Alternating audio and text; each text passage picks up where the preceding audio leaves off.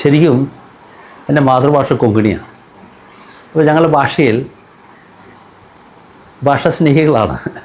കാരണം കുറേ വർഷങ്ങൾക്ക് മുന്നേ കേരളത്തിലേക്ക് കുടിയേറി പാർത്ത ആളുകളാണ്. അപ്പോൾ ഇന്ന് നമ്മൾ പലരും പറയാറുണ്ട് ഭാഷയെയും സംസ്കാരത്തെ എല്ലാം മറക്കുന്നു എന്നൊക്കെ.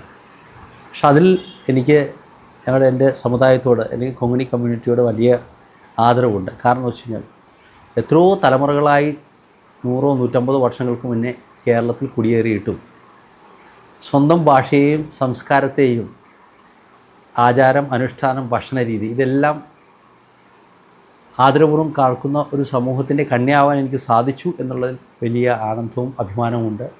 അപ്പോൾ ഞങ്ങളുടെ ഭാഷയിൽ പുത്തോ എന്നാണ് മകൻ എന്ന പേര് പിടിക്കുന്നത്. എൻ്റെ സുഹൃത്ത് ശ്രീ രാജേഷ് ആനന്ദ്, അദ്ദേഹത്തിൻ്റെ പേര് ബച്ചു എന്നാണ്. അദ്ദേഹം ദുബായിലാണ് ഉള്ളത്. അപ്പോൾ അദ്ദേഹമാണ് മുത്തു എന്ന് വിളിക്കാൻ തുടങ്ങുകയും പിന്നെ ആ പേരിൽ ഞാൻ അറിയപ്പെടാനും തുടങ്ങി എന്നുള്ളതാണ് വാസ്തവത്തിൽ. നമ്മൾ പറയാറുണ്ട് പേരിലെന്തിരിക്കുന്നു എന്ന് പറയുന്ന പോലെ. ഞാൻ ചെറുപ്പത്തിൽ തന്നെ ഞാൻ ശ്രീരാമകൃഷ്ണ പ്രസ്ഥാനങ്ങളുമായിട്ട് ബന്ധപ്പെട്ട് പ്രവർത്തിച്ചിട്ടുണ്ട്. അപ്പോൾ ഒരു 9ാം ക്ലാസ്സിലൊക്കെ പഠിക്കുമ്പോൾ തന്നെ ഞാൻ രാവിലെ തൊട്ടടുത്തൊരു ചായക്കട, വിജയൻ്റെ ചായക്കടയിലുണ്ട്. അപ്പോൾ അവിടെ പോയി അന്നത്തെ കവലയിലെ ചായക്കടയിൽ രാഷ്ട്രീയം നന്നായിട്ട് പറയുന്ന ആൾക്കാരുണ്ടാവും. അപ്പോൾ അന്ന് BJP-യെക്കുറിച്ച് പറയാനൊന്നും ആരും ഇല്ല അവിടെ. അപ്പോൾ ഞാൻ സാധാരണ അവിടെ ചെല്ലുന്നു. അപ്പോൾ എൻ്റെ ഹാൻഡ് റൈറ്റിംഗ് വളരെ നല്ല മനോഹരമായിട്ടാണ് പല ആളുകളും പറയുന്നു. ഞാൻ ഇപ്പോഴും വിശ്വസിച്ചിട്ടില്ല, പക്ഷേ നന്നാക്കാൻ ശ്രമിക്കുന്നു. അപ്പോൾ ഞാനത് ആളുകൾക്ക് വേണ്ടി ആപ്ലിക്കേഷൻ, അന്നത്തെ BSNL, റേഷൻ കാർഡ്, അപ്പോൾ ഇങ്ങനെയൊക്കെ എഴുതി തുടങ്ങി. അതുമായി ബന്ധപ്പെട്ടുകൊണ്ട് RSSൻ്റെ പ്രവർത്തനവുമായി ബന്ധപ്പെട്ടുകൊണ്ട് പ്രചാരകന്മാർ 1-2 പേരെ ഞാൻ കാണാൻ സാധിച്ചു. അങ്ങനെ എന്നോടൊപ്പം ഉണ്ടായിരുന്ന 1-2 സുഹൃത്തുക്കൾ, ആദ്യ കാലഘട്ടത്തിൽ ഞാൻ താമസിക്കുന്ന കല്ലൂർ കത്രിക്കട, അത് മോസ്കോ എന്ന പേരിലാണ് അറിയപ്പെടുന്നത്. അപ്പോൾ അവിടെ നിന്ന് 1-2 പ്രവർത്തകർ വന്നിരുന്നു.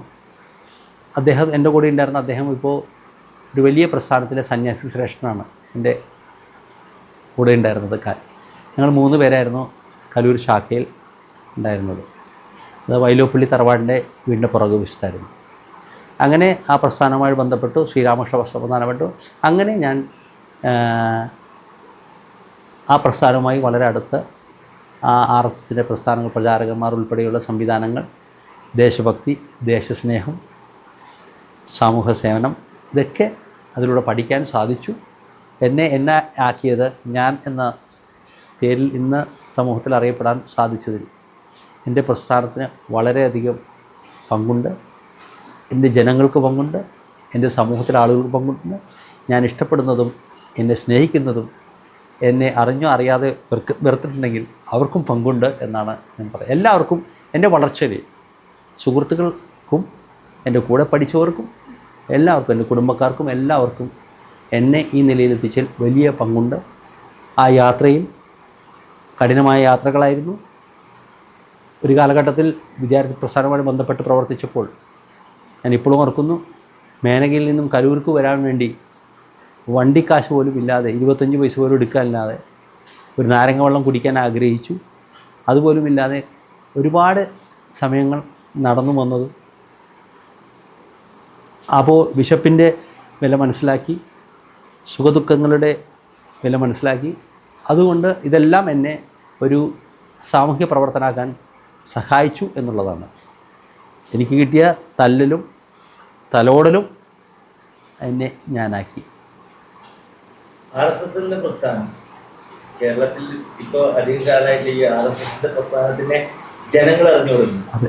എന്നാൽ ഈ പ്രസ്ഥാനത്തിന് കുറേ നിഗൂഢതകൾ ഉണ്ടെന്ന് ജനങ്ങൾ പറയുന്നു. അതിനെക്കുറിച്ച് എന്താ പറയുക? അതെ, 2 കാഴ്ചപ്പാടുണ്ടാവും. എല്ലാവർക്കും ഓരോരുത്തരുടെ കാഴ്ചപ്പാടുണ്ടാവും. RSSനെ വിമർശിക്കുന്നവർക്ക് അവരുടേതായ ഒരു കാഴ്ചപ്പാടുണ്ടാവും. RSSനെ സ്നേഹിക്കുന്നവർക്ക് അവർക്കും ഒരു കാഴ്ചപ്പാടുണ്ടാവും. ഇത് രണ്ടും തെറ്റെന്ന് പറയാൻ ആളല്ല ഞാൻ.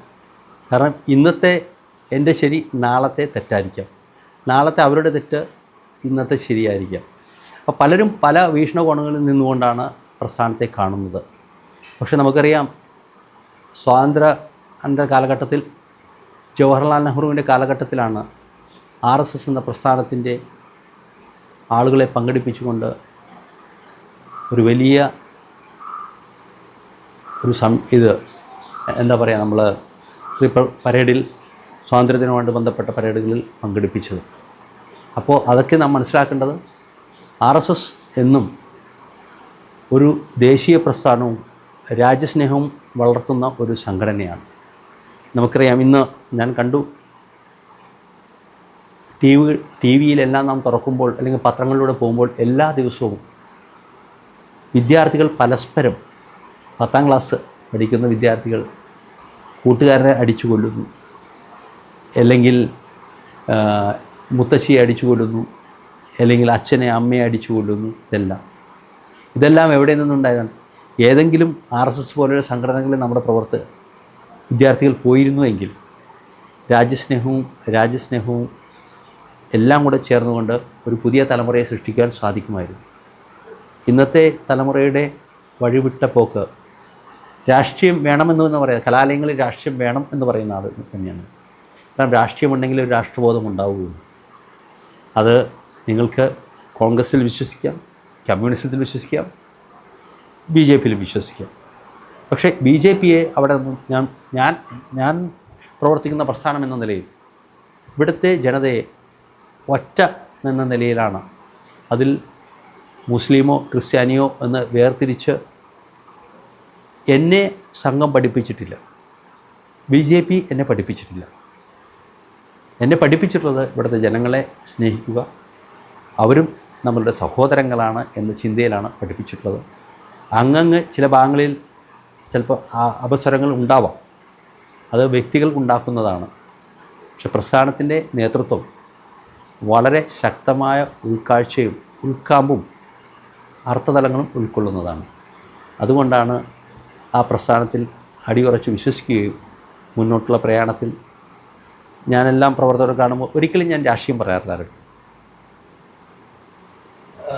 ഈ യുവതലമുറയെ കുറിച്ച് പറഞ്ഞുകൊണ്ട്, അല്ലെങ്കിൽ ഈ നാട്ടിലെ ജനതയെ കുറിച്ച് പറഞ്ഞുകൊണ്ടുള്ള ഒരു ചോദ്യമാണ്.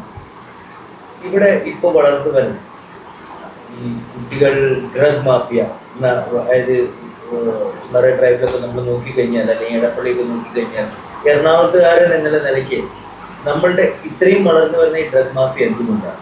അത് സംസ്ഥാനത്തിൻ്റെ അല്ലെങ്കിൽ ഗവർണൻസിൻ്റെ പിടിപ്പുകേടാണോ, ബ്യൂറോക്രസിൻ്റെ പിടിപ്പുകേടാണോ, എന്താണ്? എൻ്റെ പ്രിയ നഗരമാണ് കൊച്ചി. കേരളത്തിൽ ഏറ്റവും വളരുന്നതും വികസിക്കുന്നതുമായ, അത് ഓട്ടോമാറ്റിക് കേട്ടോ, ആരും ഇതില്ല ആണ്. പക്ഷേ ഞാൻ കണ്ട കൊച്ചിയല്ല ഇന്ന് ഞാൻ കാണുന്ന കൊച്ചി. ഇന്ന് 70% നഗരവാസികൾ, മുമ്പ് താമസിച്ചിരുന്ന, എൻ്റെ കാലഘട്ടത്തിൽ താമസിച്ചിരുന്ന ആളുകളൊന്നും ഇവിടെ പരിസരത്ത് കാണുന്നില്ല. പുറത്തു നിന്നും പല ആളുകളും വരുന്നുണ്ട്, അന്യ സംസ്ഥാനങ്ങളിൽ നിന്ന് വരുന്നുണ്ട്. പക്ഷേ ഒരു വലിയ ഭീതിയുടെ നിഴലിലാണ്. കാരണം നമ്മളൊക്കെ ഒരു കാലഘട്ടത്തിൽ റോഡിൽ ആരെ ഇറങ്ങിയാലും പേര് വിളിക്കാൻ സാധിക്കുമായിരുന്നു. ഇന്നൊരു 30% ആളുകളുടെ പേര് എനിക്കുൾപ്പെടെ വിളിക്കാൻ സാധിക്കില്ല. ബാക്കി 70% നമ്മൾക്ക് കാണാത്ത ആളുകൾ പല രീതിയിലാണ്. പക്ഷേ ഇന്ന് സാമ്പത്തിക ലാഭത്തിന് വേണ്ടി, അല്ലെങ്കിൽ പെട്ടെന്ന് പണക്കാരാവുക, അല്ലെങ്കിൽ മറ്റ് സുഖങ്ങളിൽ തേടിപ്പോവുക, ഈ രീതിയിലാണ് ഡ്രഗ് മാഫിയയുടെ കയ്യിൽപ്പെടുന്നത്. ഇതിനെതിരെ ശക്തമായ ഒരു സമൂഹത്തിൻ്റെ മനസാക്ഷി ഉണരണം. അതായത് കോടതി, ബഹുമാനപ്പെട്ട കോടതി, പോലീസ്, പൊതുജനങ്ങൾ, പ്രത്യേകിച്ച് കുടുംബങ്ങൾ, ഇവരുടെ എല്ലാം സഹകരണമുണ്ടെങ്കിൽ നമുക്ക് ഒരു കുട്ടിയും അനാഥരാവില്ല. നമ്മുടെ ഉത്തരവാദിത്തമാണ്. ഇന്ന് സമൂഹം ചെയ്യേണ്ടതും മാധ്യമങ്ങൾ ഉൾപ്പെടെ ചെയ്യേണ്ടതും ഒരു വളരെ ചലഞ്ച് ആയിട്ടുള്ളൊരു പ്രശ്നമാണ് ഈ ഡ്രഗ്സ്. ഇത് നിർത്തുക, നിയമപരമായി നിർത്തുക. വേണമെങ്കിൽ അത് ഞാൻ പറയാം, സാമം ദാനം ഭേദം ദണ്ഡം എന്ന രീതിയിൽ ഏത് തരത്തിൽ ഉപയോഗിക്കാൻ പറ്റും. ഈ ഭീകരതയെ തുരത്തേണ്ടത് നമ്മുടെ ഓരോരുത്തരുടെയും ആവശ്യമാണ് എന്നാണ് എനിക്ക് ഈ അവസരത്തിൽ പറയാനുള്ളത്. കാക്കനാട് നാം പോകുമ്പോൾ ഏകദേശം 12:30-1 മണിക്ക് പോകുമ്പോൾ നമ്മുടെ ഭാവിയുടെ വാഗ്ദാനങ്ങളായ സഹോദരങ്ങൾ, സഹോദരിമാർ ഇതിൻ്റെ ഈ ഭീകരതയുടെ കരാള ഹസ്തങ്ങളിൽ പെട്ടുകൊണ്ട് അവരുടെ ജീവിതം തുലയ്ക്കുന്നു. കേവലം ഒരു നിമിഷങ്ങൾക്ക് വേണ്ടി കുറുക്കു വഴികൾ തേണ്ടിയുള്ള യാത്രയിൽ ചെന്ന് പെടുന്നത് മാരകമായ, അഗാധമായ അപകടങ്ങളിലേക്കാണ് എന്നുള്ളത് സഹോദരങ്ങൾ തിരിച്ചറിയണമെന്നാണ് എനിക്ക് പറയാനുള്ളത്. ഈ ഇങ്ങനെ ഒരു സംഭവത്തിന് വേണ്ടിയിട്ട് നമ്മൾ ഒരു പൊതുപ്രവർത്തകൻ എന്നുള്ള രീതിയിൽ എന്താണ് എന്തൊക്കെ അല്ല, കാര്യമാണ്? അത് ഇപ്പോൾ എനിക്ക് ചെയ്യാനുള്ളത്, ഞാൻ മദ്യപിക്കാത്ത ആളാണെങ്കിൽ, ഞാൻ മദ്യപിച്ചിട്ടുണ്ടെങ്കിൽ എനിക്ക് അങ്ങേ ഉപദേശിക്കാൻ സാധിക്കില്ല. ഞാൻ മദ്യപാനം നിർത്തിയാൽ എനിക്ക് അങ്ങേ ഉപദേശിക്കാൻ സാധിക്കും. അതുപോലെയാണ് ഇത് ഉപയോഗിക്കാത്ത ആളെന്ന നിലയിൽ അഭിമാനപൂർവ്വം നമുക്ക് പറയാൻ സാധിക്കുന്നത്. ഓരോരുത്തരും, ഞാൻ മാത്രമല്ല, പൊതുപ്രവർത്തകൻ എന്ന ഞാൻ മാത്രമല്ല, അങ്ങേക്കുൾപ്പെടെ മാധ്യമങ്ങൾക്കുൾപ്പെടെ എല്ലാവർക്കും ഇതിനെതിരെ ഈ ഭീകരതയ്ക്കെതിരെ ഒരു ഉത്തരവാദിത്തമുള്ള സമയമുണ്ട്. അതിനാണ് നാം പറയുന്നത് രാഷ്ട്രീയം വേണം. പണ്ട് നമ്മുടെ നാടുകളിലൊന്നും ഇങ്ങനെ പ്രശ്നങ്ങളുണ്ടായിരുന്നില്ല. ചെറുപ്പക്കാരെ കായിക മത്സരങ്ങളിൽ, ഞാൻ പറയാമെന്ന് വെച്ചാൽ എല്ലാ മാതാപിതാക്കളും തങ്ങളുടെ മക്കളെ ഏതെങ്കിലും സ്പോർട്സ് അല്ലെങ്കിൽ ആർട്സ് അല്ലെങ്കിൽ മറ്റേതെങ്കിലും കലകൾ പഠിക്കുവാനുള്ള വിടണം. കാരണം മാർഷൽ ആർട്സൊക്കെ പഠിക്കാൻ പോയ കുട്ടികൾ ഒരിക്കൽ പോലും ഇങ്ങനെ ഡ്രഗ്സും അങ്ങനത്തെ സാധനങ്ങൾ ഉപയോഗിക്കില്ല. കാരണം അവരുടെ ശരീരമാണ് പ്രധാനം.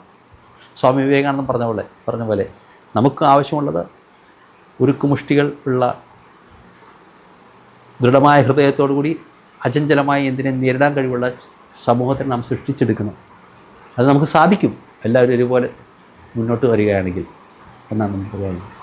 നമ്മുടെ പ്രധാനമന്ത്രി വന്നപ്പോൾ താങ്കളുടെ വീട്ടിലാണ് വന്നിരുന്നത് എന്ന് കേട്ടിരുന്നു. അതിനെക്കുറിച്ച് അല്ല, 1998 എനിക്ക് ഓർമ്മയില്ല. അന്ന് അദ്ദേഹം മോദിജിയാണോ എന്ന് പോലും നമുക്കറിയില്ല. ഞങ്ങൾ ഒരുമിച്ച് അന്ന് സേവകനായിട്ട് പോകും. അന്ന് PP മുകുന്ദേട്ടൻ മരണപ്പെട്ടു പോയ അദ്ദേഹം, പിന്നെ അന്ന് നമ്മുടെ അദ്ദേഹം രാമറാവുജി, അദ്ദേഹം ഒക്കെ ഓർഗനൈസിംഗ് സെക്രട്ടറി. ഞങ്ങൾ ഒരുമിച്ച് ഇവിടെ വരികയും ഭക്ഷണം കഴിക്കാൻ അന്ന് ഇവിടെ എൻ്റെ വീടിൻ്റെ അടുത്തെത്തിയപ്പോൾ അമ്മ ഉണ്ടായിരുന്നില്ല. തൊട്ടടുത്ത് പിന്നെ ബാബുച്ചേൻ്റെ വീട്ടിൽ പോയി ഭക്ഷണം കഴിച്ചു.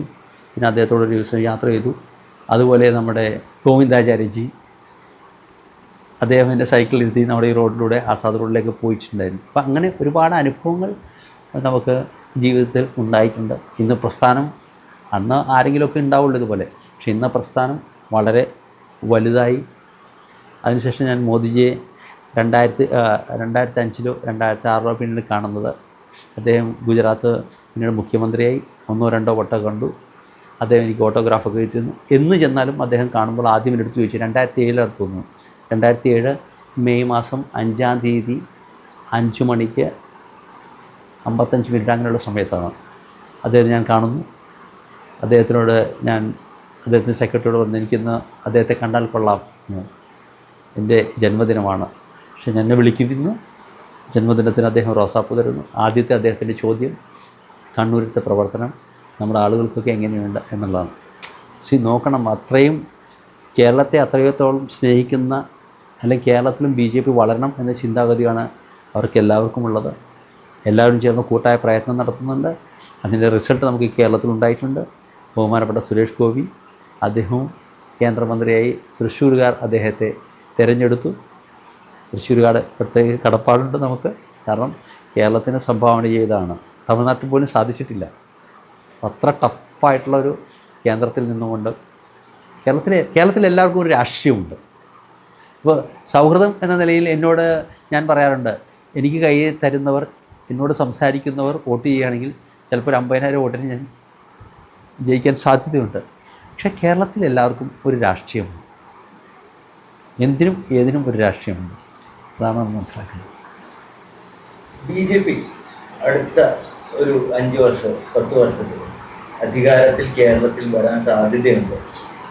അല്ല, ഇതെന്ന് വെച്ചാൽ നമ്മൾ പറയാറുണ്ട്, തമാശക്ക് പോലും പറയാറുണ്ട്, ഞാൻ ഒരു ദോശ മറിച്ചിടേണ്ട സമയം മതി ഇതൊക്കെ. കാരണം ഏത് സമയവും രാഷ്ട്രീയം അങ്ങനെയാണ്. ഇന്ന് കാണുന്നതല്ല നാളെ.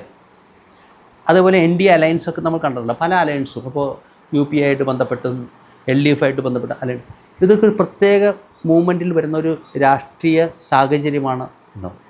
പിന്നെ BJPയെ സംബന്ധിച്ച് ശക്തമായ അടിത്തറ ഉണ്ടായിട്ടുണ്ട്. അപ്പോൾ നമുക്ക് ചോദിക്കും, മാരാർജിയുടെ കാലത്ത് അന്നത്തെ കാലഘട്ടത്തിൽ അന്നും ഉണ്ടായിട്ടുണ്ട്. CKP അന്നത്തുണ്ടായിട്ടുണ്ട്. B മുരളീധരൻ ഉണ്ടായിട്ടുണ്ട്. അപ്പോൾ ഓരോ കാലഘട്ടത്തിലും BJPക്ക് വളർച്ചയെ കേരളത്തിലുണ്ടായിട്ടുണ്ട്.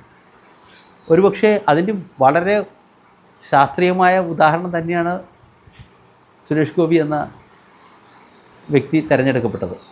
പല മണ്ഡലങ്ങളിലും നമ്മൾ 2ാം സ്ഥാനത്തെത്തി. ഇപ്പോൾ ശോഭയാണെങ്കിലും മുരളീധരൻ അദ്ദേഹമാണെങ്കിലും ജയിക്കും എന്നുള്ള ട്രെൻഡ് വരെ വന്നു. മുമ്പ് ഇലക്ഷൻ സമയത്ത് ഏതെങ്കിലും ഒരു സ്ഥാനാർത്ഥിയെ പിടിച്ചു നിർത്തുന്നു, നമ്മുടെ സാന്നിധ്യം അറിയിക്കുന്നു, സാമീപ്യം അറിയിക്കുന്നു. പക്ഷേ ഇന്ന് BJPയെ സംബന്ധിച്ച് നമുക്കറിയാം 20ഓളം സംസ്ഥാനങ്ങളിൽ ഭരിക്കുന്നു, മറ്റ് സംസ്ഥാനങ്ങളിൽ അലയൻസാണ്. കേരളത്തിൽ ഒറ്റക്കുള്ള ഒരു വലിയ മുന്നണിയായി മാറിക്കഴിഞ്ഞു. ഒറ്റക്ക് ഉള്ളതാണെങ്കിൽ വലിയ NDA സഖ്യത്തിൻ്റെ നമുക്ക് പാർട്ടി ഇൻഡിവിജ്വലി നോക്കാൻ നേരത്ത് കോൺഗ്രസിനേക്കാൾ മുന്നിൽ തന്നെയാണ് BJP എന്നുള്ളതാണ്. അല്ല, കേരള ജനത ആഗ്രഹിക്കുന്നു, കേരള ജനത BJPയെ ആഗ്രഹിക്കുന്നു. കേരള ജനതയ്ക്ക് ഇനി ഒരു ഭരണം നമുക്ക് മനസ്സിലാക്കണം. നമുക്ക് റെയിൽവേയുമായിട്ട് ബന്ധപ്പെട്ടും റോഡിൻ്റെ വികസനവുമായി ബന്ധപ്പെട്ട് കോടിക്കണക്കിന് രൂപയാണ് നമുക്ക് നിതിൻ ഗഡ്കരി അനുവദിച്ചു തന്നത്. അപ്പോൾ സ്വാഭാവികമായിട്ടും എപ്പോഴും കേന്ദ്ര ഭരണത്തോട് ഒട്ടി നിൽക്കുമ്പോൾ അതിൻ്റെ ഗുണങ്ങൾ കിട്ടാൻ കേരളത്തിനും പറ്റും. അത് ഓരോ കേരളീയൻ്റെയും വിജയമായി കാണണം. അതിനെ രാഷ്ട്രീയത്തിന് അപ്പുറത്ത് നിന്ന് ചിന്തിച്ചുകൊണ്ട് ഒരു വട്ടം നിങ്ങൾ കേരളത്തിൽ മാറി ഭരിച്ച മുന്നണി സംവിധാനങ്ങളെ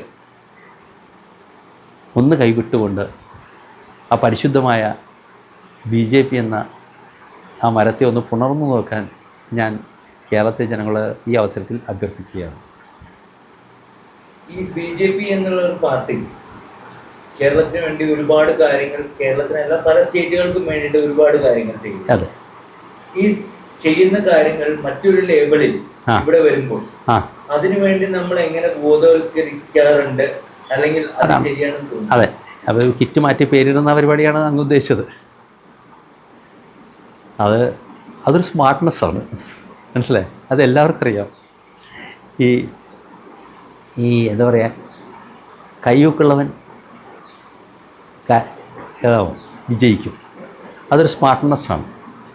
അത് ഇവിടെ നടത്തുന്ന മാർക്സിസ്റ്റ് പാർട്ടിയാണെങ്കിലും കോൺഗ്രസ് പാർട്ടിയാണെങ്കിലും ആ ഒരു സ്മാർട്ട്നെസ്സായി ഞാൻ അംഗീകരിക്കുന്നവർ.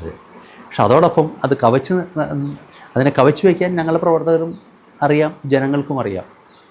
ഒരു പേര് മാറ്റിയിട്ട് കിറ്റുകൾ കൊടുക്കുന്നുണ്ട്. കേന്ദ്രം കൊടുത്ത അരി പേര് മാറ്റി സഞ്ചിയിലിട്ടിട്ട് കൊടുക്കുന്നു. അതൊക്കെ ജനങ്ങൾ തിരിച്ചറിഞ്ഞിട്ടുണ്ട്.